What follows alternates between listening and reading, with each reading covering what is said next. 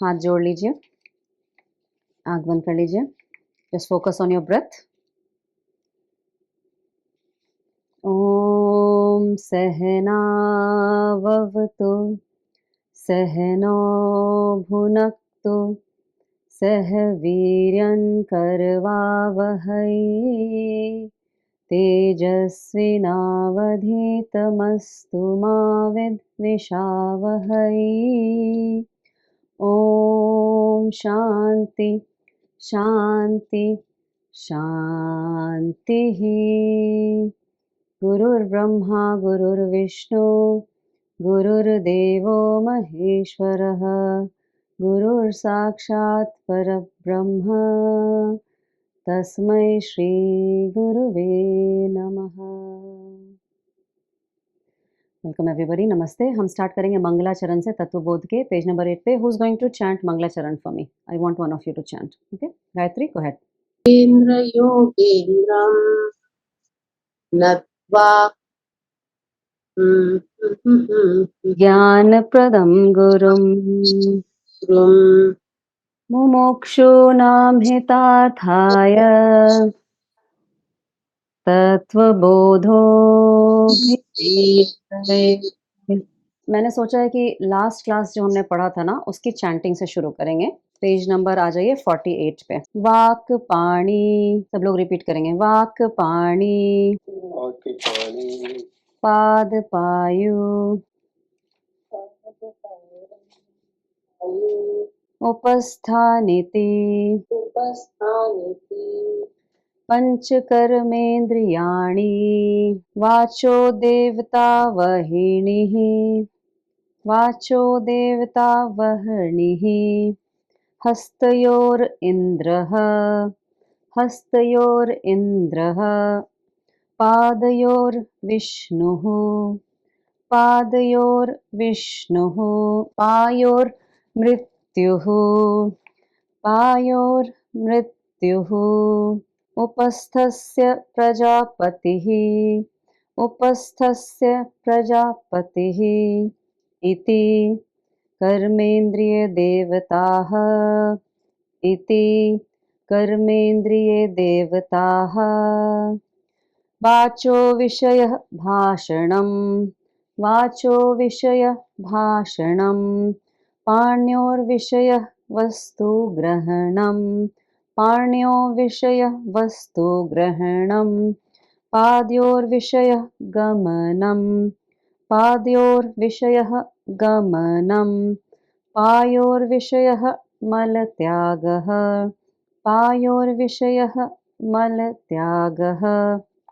उपस्थस्य विषयः आनंद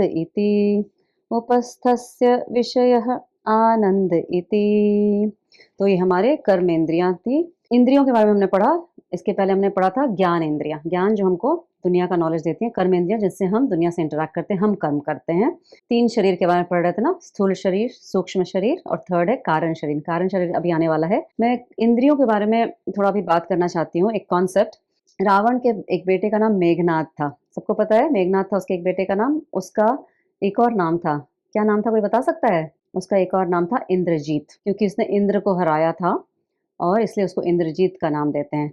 तो हमारे योगा में या जो भी आप कोई भी स्पिरिचुअल ट्रेडिशन ले लीजिए, उसमें सबको यही बोलते हैं, हमको सेंसेस को कंट्रोल करना है, इंद्रियों को जीतना है, बोलते हैं ना। तब इंद्रजीत भी तो इंद्रजीत ही था, क्योंकि मेटाफोरिकली उसने इंद्रियों को जीता होगा, इसीलिए उसका नाम इंद्रजीत पड़ा। अभी हमको ये समझना है कि इंद्रियों को जीत के हम करने क्या वाले हैं। मान लीजिए आप 8 घंटे सोते हैं, आपने मान लीजिए नींद पे विजय पा ली, आपको 5 घंटे में नींद पूरी हो जाती है। और वो बच्चे जो 3 घंटे आप अपने ये नींद पे जो विजय पा ली, उसमें आप क्या करने वाले हैं? बैक टू बैक टीवी देखने वाले हैं, मूवीज़ देखने वाले हैं, यूट्यूब देखने वाले हैं, या बैठ के पढ़ाई करने वाले हैं? क्या करने वाले हैं? तो इंद्रियों को मेयर जीतना ही लक्ष्य नहीं होता है, एक साधन होता है वो। अगर उसी इंद्रियों को आप जीत लिए, जैसे आपने बोलना बंद कर दिया, लेकिन आप दूसरे के बारे में कुछ एकदम गलत ही सोच रहे हैं या प्लान कर रहे हैं कि मैं उसको कैसे डिफीट करूँ या उसको कैसे मैं वापस दूँ, तो इंद्रियों को जीतना मेयर नहीं होता। उसका किसके लिए किया आपने, लक्ष्य क्या है आपका करने के लिए? मान लीजिए आप बिल्कुल डिसिप्लिन्ड हो गए, बहुत अच्छा बिज़नेस एस्टेब्लिश कर लिया, एकदम डिसिप्लिन हो गए, सुबह 5 बजे उठते हैं, योगासन करते हैं, सब करते हैं। लेकिन अब वो डिसिप्लिन को लेके करते क्या हैं? आप दूसरे को पूरा बर्बाद करने में लगे हुए हैं क्या, दूसरा बिज़नेस को? समझ में आ रहा है आपको मैं जो कॉन्सेप्ट बता रही हूँ कि मेयर इंद्रियों को जीतना या discipline is not the goal, discipline the means to reach the goal. वो डिसिप्लिन को यूज करना है एक ही के लिए, योग में समाधि में जाने के लिए, ठीक है, जुड़ने के लिए भगवान से, ईश्वर से। डिसिप्लिन एक गोल नहीं होता है, डिसिप्लिन एक साधन होता है, मैं ये समझाना चाहती हूँ। और डिसिप्लिन होकर करना क्या है वो ज़्यादा इंपॉर्टेंट है। तो इंद्रजीत की बात याद रखिएगा कि हम क्यों डिसिप्लिन हो जाते हैं। तो डिसिप्लिन, साधना, ये सब सबका गोल क्या है? स्वयं की प्राप्ति है या फिर दुनिया की प्राप्ति है? तो ध्यान में रखना है कि इसे मैं करना क्या चाहती हूँ। क्यों मैंने ये पॉइंट लाया, क्योंकि कॉर्पोरेट सेक्टर में ना ये एक तरह की कॉन्सेप्ट फैला हुआ है, मैं बोल सकती हूँ कि हम लोग मंडे टू फ्राइडे इतना मेहनत करते हैं तो क्यों नहीं सैटरडे संडे इंडल्ज करें, एंजॉय करें, सोएं, है ना? होता है ना, सबके साथ होता है। तो ये एक बहुत बड़ा कीड़ा है, मुझे ऐसा लगता है, कॉर्पोरेट वर्ल्ड से आया है, वेस्ट से आया है, अभी सब जगह आ गया है, पूरे वर्ल्ड में ही ऐसा है। और मैं ऐसा सोचती हूँ कि पतंजलि योग सूत्रा में पहला तो उन्होंने दिया था योगा अनुशासनम है, उन्होंने डिफाइन किया था योग का, इट्स अनुशासन। बट वो अनुशासन को लेके करना क्या है वो बहुत इंपॉर्टेंट है।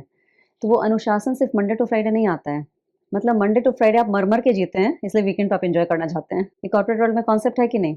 सबका है, 99% लोगों का ऐसे ही कॉन्सेप्ट है। जैसे मैं एक दृष्टांत देती हूँ आपको, दृष्टांत मतलब मेटाफर, विजुअल मेटाफर। दृष्टांत है, जैसे मान लीजिए नदी है, शांत फ्लोइंग नदी है, कहीं तो उसका अच्छी जगह जा रही है, हाँ ब्यूटीफुल है सीनरी सब कुछ। वहाँ पे एक नाव है जो रस्सी से बंधी हुई है किनारे से, ठीक है, ये दृष्टांत है। अब उस रस्सी में, रस्सी अच्छी खासी लंबी है तो अब नाव अच्छा बह रही है लेकिन वो कहीं जा नहीं पा रही है क्योंकि वो बंधी हुई है। तो उस नाव में कुछ लोग बैठ जाते हैं, वहीं पे वो चलाते रहते हैं नाव को, थोड़ी दूर जाते हैं, इधर जाते हैं, उधर जाते हैं, बट वो बंधे हुए हैं ना। तो ये दिखाता है आपका कि अगर आप ये कॉन्सेप्ट में जीते हैं कि मंडे टू फ्राइडे तो हम मर के जीते हैं, थोड़ा बहुत एंजॉय कर लेते हैं वो नाव पे बैठ के जो थोड़ी बंधी हुई है, वो नहीं है योग की जर्नी। योग की यात्रा मतलब वो नाव की रस्सी को काट के फेंकना है। You are ready for something unknown, not छोटा छोटा एंजॉयमेंट, ओके, क्योंकि वो नाव तो कहीं जा नहीं रही ना जो बंधी हुई है खूंटे से। तो आप देख लीजिए, आप छोटे छोटे एंजॉयमेंट में लगे रहना चाहते हैं या क्योंकि अगर वो नाव को आप रस्सी से खुला छोड़ देंगे तो पहली बात कि आपको अननोन से फियर नहीं होना चाहिए, कहाँ जा रहे हैं हम। वो क्लैरिटी होनी चाहिए कि जा कहाँ रहे हैं हम, आगे नदी में रास्ता क्या आ रहा है। हाँ किरण पूछो। बट हम लोग अब इसमें नहीं है। किसमें नहीं है? अब हम like we know Monday to Friday हमने काम करना हाँ है। तुम लोग नहीं हो, नहीं यू आर नॉट, नहीं, राइट? ओके, हाँ नहीं, या you are beyond that, but I am just saying for general public and people around us. Yes, Gayatri. I also want to add to what Kiran said कि हम Monday to Friday भी आजकल बहुत आनंद से काम करते हैं, प्रॉब्लम ही नहीं लगता, ऐसे लगता ही नहीं कि हमने काम किया। बहुत अच्छा, exactly, this transforms your life, this knowledge transforms your life, that every moment becomes a enjoyment, right?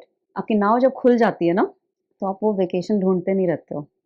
You don't want to escape the reality of life, मतलब everyday life, you don't want to escape it. हाँ change चाहिए mind को, वो different होता है, but I have seen people they want to run away from work यार, from the daily life, and ओ वहां जाके लगता है जैसे पता नहीं क्या मिल गया, फिर वापस उसी मेस में आना होता है ना।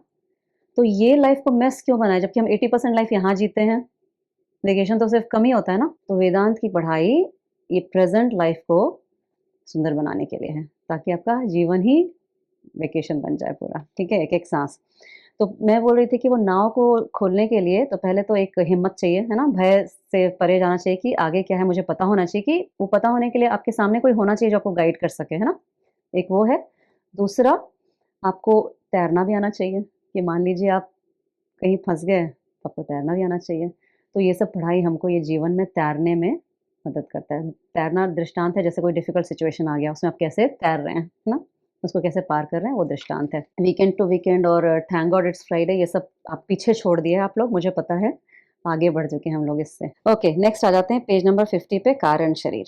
कारण शरीरम किम, कारण शरीरम किम, अनिर्वाच्य, अनिर्वाच्य, अनादि, अनादि, अविद्यारूपम, अविद्यारूपम, शरीरद्वस्य, शरीरद्वस्य, कारणमात्रं, कारणमात्रं, सत्स्वरूपं, सत्स्वरूपं, अज्ञानम्, अज्ञानं, निर्विकल्परूपं, निर्विकल्परूपं, यदस्ति कारण शरीरम, यदस्ति तत्कारण शरीरम।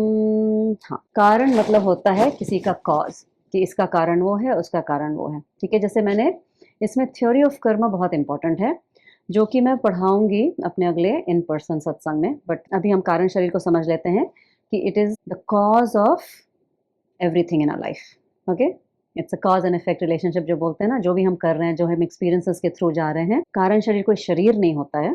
Okay, it's a cause for what. अभी हम पीछे से शुरू करेंगे। बहुत सारे टर्म्स आए हैं, जैसे अनिर्वाच्य, अनादि, अविद्या रूपम, ये है। तो इसमें एक टर्म है सत्स्वरूप अज्ञानम। सत्स्वरूप अज्ञानम से शुरू करेंगे। आप देखेंगे फर्स्ट लाइन में लास्ट टर्म है सत्स्वरूप अज्ञानम। सत्स्वरूप अज्ञानम मतलब होता है हमारा स्वरूप जो है अपना, वो सत चित आनंद है। जैसे हम हमेशा जानते हैं सत चित आनंद है। सत means which is ever existing, कि हम ये शरीर नहीं है, शरीर का तो जन्म होती है, मृत्यु होती है शरीर की, है ना। बट जो सेल्फ है हमारा, जो आत्मा है, या ब्रह्म भी बोलते हैं, आत्मा, वो सत स्वरूप है। उसका अज्ञान होना ही कारण शरीर है। वही कारण शरीर है कि हमको अपने बारे में सच नहीं पता है कि हम क्या हैं। और ऋषियों ने बोला है कि यही मेन कारण है हमारे सारे दुखों का, यही कारण है हमारे पुनर्जन्म का। ओके, बार बार जो जन्म लेते हैं ना, पुनरपि जननम पुनरपि मरणम, उसका कारण है सत स्वरूप अज्ञानम। ये मेन कॉज है। तो कॉज, दिस इज कॉल्ड कारण। ये कारण शरीर का एक पार्ट है। नेक्स्ट है शरीर द्वस्य कारण मात्रम। इसके पहले का टर्म है शरीर द्वस्य कारण मात्रम। शरीर द्वस्य, द्व मतलब होता है दो। शरीर द्वस्य मतलब किसको रेफर कर रहे हैं यहाँ पे? स्थूल शरीर और सूक्ष्म शरीर। दो शरीर हमने पढ़ा ना अभी, उन दोनों का ये रीजन है। तो मतलब शरीर मिलने का रीजन है, स्थूल शरीर और सूक्ष्म शरीर मिलने का रीजन है कारण शरीर। दो टर्म समझा हमने। नेक्स्ट टर्म पे आ जाएंगे। अब हमको पता है ये शरीर हमने पहले पढ़ा है ना, स्थूल शरीर और सूक्ष्म शरीर सत्कर्म जन्य होता है। उसमें उपादान कारण होते हैं और निमित्त कारण होते हैं, उसके कारण हमको शरीर मिला होता है। तो सबका जो कारण होता है ना, कॉज, रूट कॉज ऑफ जो शरीर हमको मिला, जिसके कारण हम इस शरीर का बर्थ हुआ है, वो उसको कारण शरीर बोलते हैं। तो ये कहाँ से आता है? नेक्स्ट लाइन है, नेक्स्ट टर्म है अविद्या रूपम। अविद्या मतलब अज्ञान, या सेम थिंग, नॉलेज ऑफ नहीं है हमारा सेल्फ का। ऋषि ने बोला है अविद्या से ही इच्छा उत्पन्न होती है, अज्ञान या अविद्या से, which is the source of all the desires. जैसे ऐसा होता है कि when I am not able to derive happiness from my own स्वरूप, जो हमारा सच्चित आनंद स्वरूप है, उससे मुझे फुलनेस नहीं मिलता है। हैप्पीनेस भी छोड़ दीजिए, फुलनेस, एक कंटेंटमेंट नहीं मिलता है हमको ना, जो पूर्णता हमको होनी चाहिए अपने स्वरूप से जुड़ने में, सत्स्वरूप से, वो जब हमको नहीं मिलता है तो हम पूर्णता ढूंढने के लिए डिज़ायर उत्पन्न करते हैं। जैसे मुझे कोई फ्रेंड चाहिए, कोई साथी चाहिए, मुझे ये ड्रेस चाहिए, या मुझे बच्चे करने हैं। ये सब आता है क्योंकि हम फुलनेस फील नहीं करते हैं। इसके कारण हमको चीज़ चाहिए, लोग चाहिए। तो होता क्या है, हम सर्च कर रहे हैं सारी दुनिया में, पूर्णता कहाँ सर्च कर रहे हैं? लोगों से सर्च कर रहे हैं, सिचुएशन से सर्च कर रहे हैं। कोई अपने हस्बैंड वाइफ से करता है, कोई बच्चों के बीच पूर्णता करता है, उसके बिना अधूरा लगता है।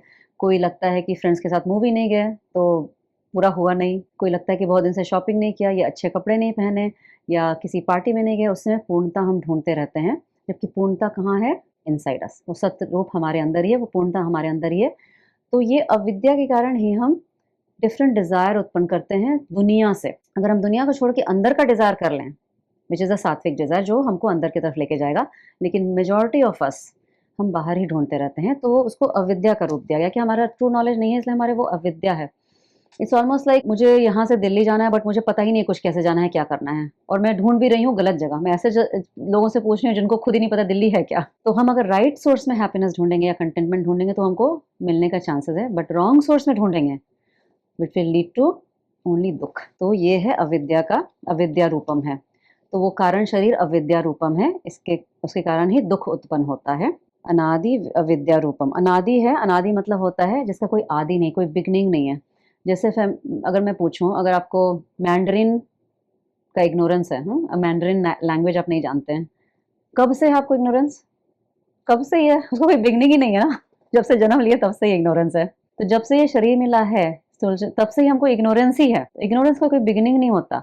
अगर मान लीजिए अगर मैं ये बोलूँ t इज इक्वल्स टू 0, अगर ग्राफ के मामले में मैथमेटिकल टर्म्स में यूज किया जाए, math and physics was my favourite subject. t is equals to 0 पे इग्नोरेंस शुरू हुआ, मतलब t-1 पे क्या था? मेरे पास सत्य था? नहीं था ना, तो इसीलिए उसका कोई बिगनिंग हो नहीं सकता। इसीलिए वो इग्नोरेंस अनादि बोलते हैं। अनिर्वाच्यम, अनिर्वाच्यम मतलब होता है जिसको शब्दों में नहीं डाला जा सकता, वाणी में नहीं डाला जा सकता, क्योंकि इसकी कोई परिभाषा नहीं दे सकता है। जैसे आपका इग्नोरेंस है मैंड्रिन का, क्या इग्नोरेंस है तो है, क्या उसको डिफाइन करें, क्योंकि कोई भी चीज़ को डिफाइन करने के लिए हम नाम को यूज़ करते हैं, जैसे इसका नाम राम है, या फिर हम उसको गुण को डिस्क्राइब करते हैं, जैसे शुगर इज स्वीट, या फिर क्रिया को डिस्क्राइब करते हैं, जैसे पंखा गोल घूमता है ऊपर, ऐसे करके, या फिर उसकी जाति को डिफाइन कर सकते हैं, जैसे ये घोड़ा है, ये बिल्ली है, ये ह्यूमन बीइंग है, या फिर उसको संबंध से डिफाइन करते हैं, जैसे ये मेरा भाई, ये बहन है। बट इग्नोरेंस का कुछ ये 5 चीज़ों में कहीं डिफाइन नहीं कर सकते। इग्नोरेंस इज जस्ट इग्नोरेंस, तो उसको इसीलिए निर्विकल्प भी बोलते हैं। सेकेंड लाइन में जो फर्स्ट है, निर्विकल्प मतलब नथिंग सेकेंड, विकल्प मतलब होता है कुछ और, तो निर्विकल्पम है मतलब ignorance is just ignorance, you can not define it, उसका कोई और वर्ड नहीं हो सकता, is just present just as it is. But वो है क्या? वो सीड है। सीड जैसे फार्मर हार्वेस्ट होता है ना, काट लेता है धान को, उसके बाद थोड़ा सीड रख देता है नेक्स्ट टाइम बोने के लिए, बाकी बेच देता है, isn't it? तो जैसे हमारे पिछले जन्म से या बहुत सारे जन्मों से वो सीड हमारे अंदर चला रहा है, किसका? हमारी वासनाओं का। वासना क्या होती है? वासना is deep seated impression in our mind is called वासना। जैसे मैंने एक बार समझाया था, I can stop drinking coffee, okay, but I can not stop wanting coffee, that becomes your वासना। वो वासना हो जाती है कि मुझे डीप सीटेड डिज़ायर क्या है। जैसे मान लीजिए बचपन में मैं किसी फ्रेंड के घर गई हूँ, उसका घर बहुत ही सुंदर है, एकदम महल जैसा है, बट मेरा घर इतना सुंदर नहीं है, तो मेरे मन में कहीं पे ऐसे इंप्रेशन आ जाएगा कि ऐसा सुंदर घर रहना चाहिए। तो मैं जैसे बड़ी होती हूँ, अगर मेरे बहुत अच्छा जॉब लगता है, तो मैं वो वासना को, भले ही मैं उसको, वो मुझे प्रॉब्लम नहीं कर रहा है, आई am not constantly thinking, but वो अंदर बैठा हुआ है मेरे सबकॉन्शियस माइंड जो बोलते हैं ना इंग्लिश में, कहीं तो वो वासना बैठी हुई है। तो जैसे ही मेरा अच्छा जॉब आ गया, मुझे कुछ लगा मैं ट्राई करूँगी वैसा घर लेने का, वो उस समय स्फुरित होता है, मतलब उस समय वो वासना निकलती है। तो उसी तरह हम किस सिचुएशन में कैसे रिस्पॉन्ड करेंगे, वो हमारे डीप सीटेड इंप्रेशन पे बेस्ड रहता है। कई बार वो हमको ही नहीं कर पता, अच्छा मैंने ऐसा रिस्पॉन्ड किया या रिएक्ट किया सिचुएशन पे। तो वो डीप सीटेड वासना, हम बोलते हैं कि कितने जन्म से हमारे अंदर वो बीज आता रह रहा है, आता रह रहा है, आता रहा है, जो फुलफिल नहीं हुआ है, और वो कभी फुलफिल नहीं होगा हमारे क्रियाओं से या कर्म से, जो हम कर्मेंद्रियों से करते हैं, ठीक है, कभी फुलफिल नहीं होगा।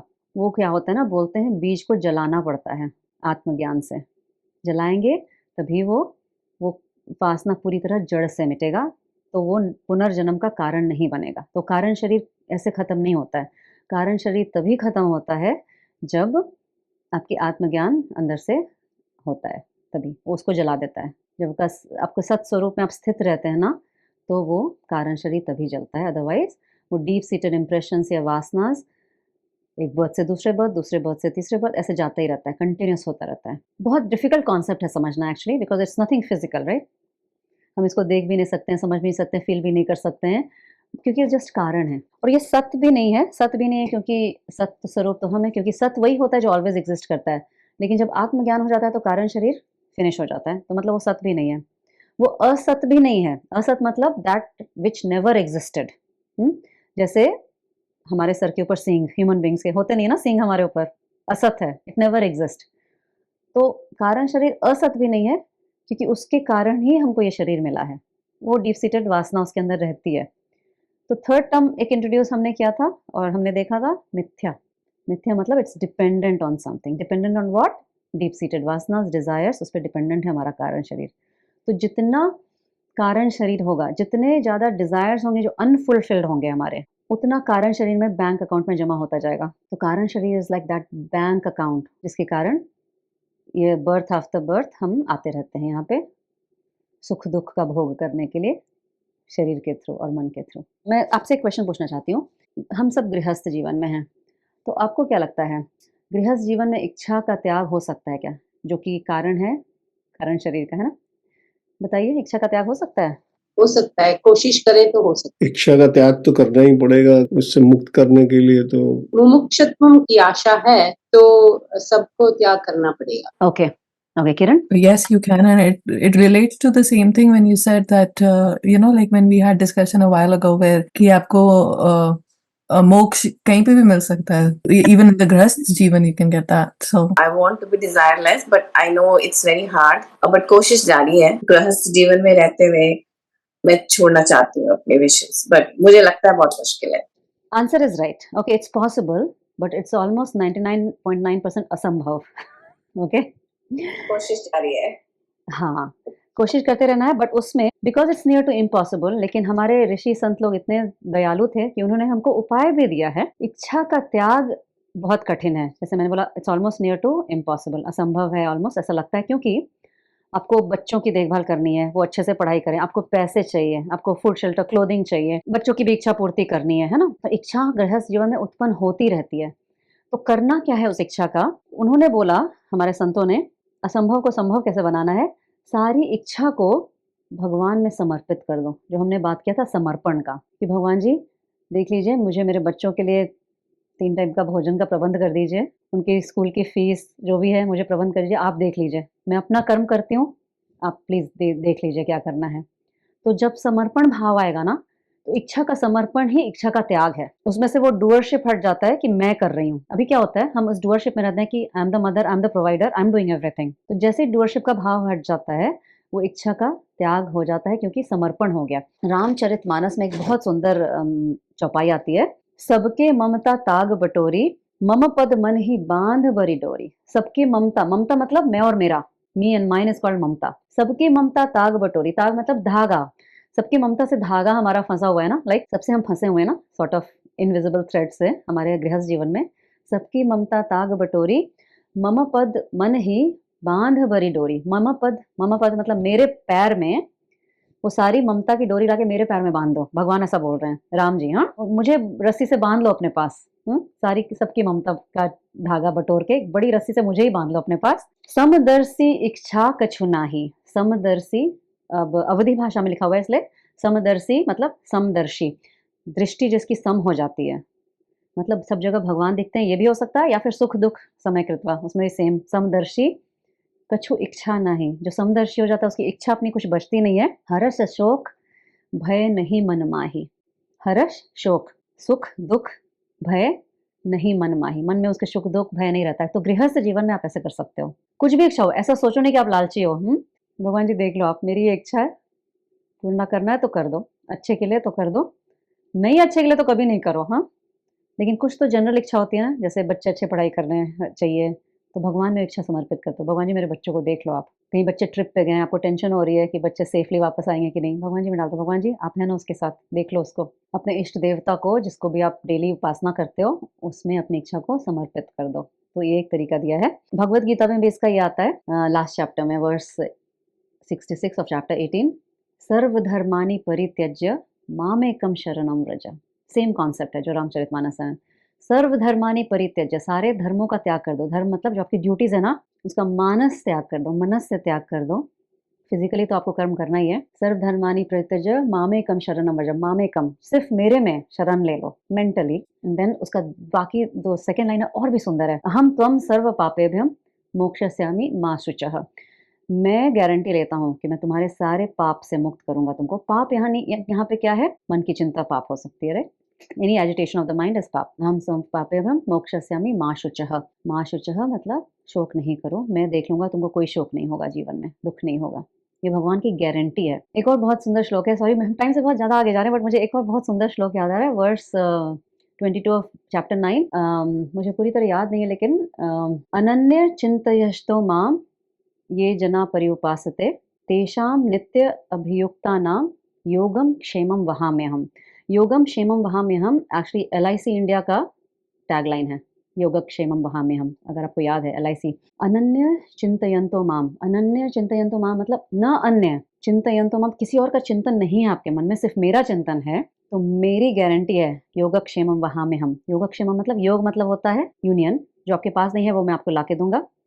क्षेमम मतलब होता है जो है आपके पास उसका मैं प्रोटेक्ट करूंगा. जैसे गेटिंग अ हाउस इज योग, मेंटेनिंग द हाउस इज क्षेम. मतलब आपके जो आपको नहीं है वो मैं आपको ला के दूंगा, जो आपको नीड है, और मेंटेन करूंगा. वहां में हम बहुत इंपॉर्टेंट टर्म है. वहां में हम मतलब होता है I will carry the burden of a योग एंड शेम. मतलब I take care of what you need and I maintain what you need. It's not only that I provide, I will carry the burden. मतलब भगवान आपका burden carry करते हैं आपके लाइफ का. ये प्रॉमिस है भगवत गीता का. भगवान का ये प्रॉमिस है. बस अनन्य भक्ति होनी चाहिए, न अन्य, वो स्टेज पे आना है. तो गृहस्थ जीवन में भी आपकी इच्छा का त्याग हो जाएगा और आप मोक्ष की तरफ अग्रसर होंगे। ठीक है, हाथ जोड़ लेते हैं। ओम पूर्णमदः पूर्णमिदं पूर्णात् पूर्णमुदच्यते पूर्णस्य पूर्णमादाय पूर्णमेवावशिष्यते। ओम शांति शांति शांति। हरिओम एवरीबॉडी।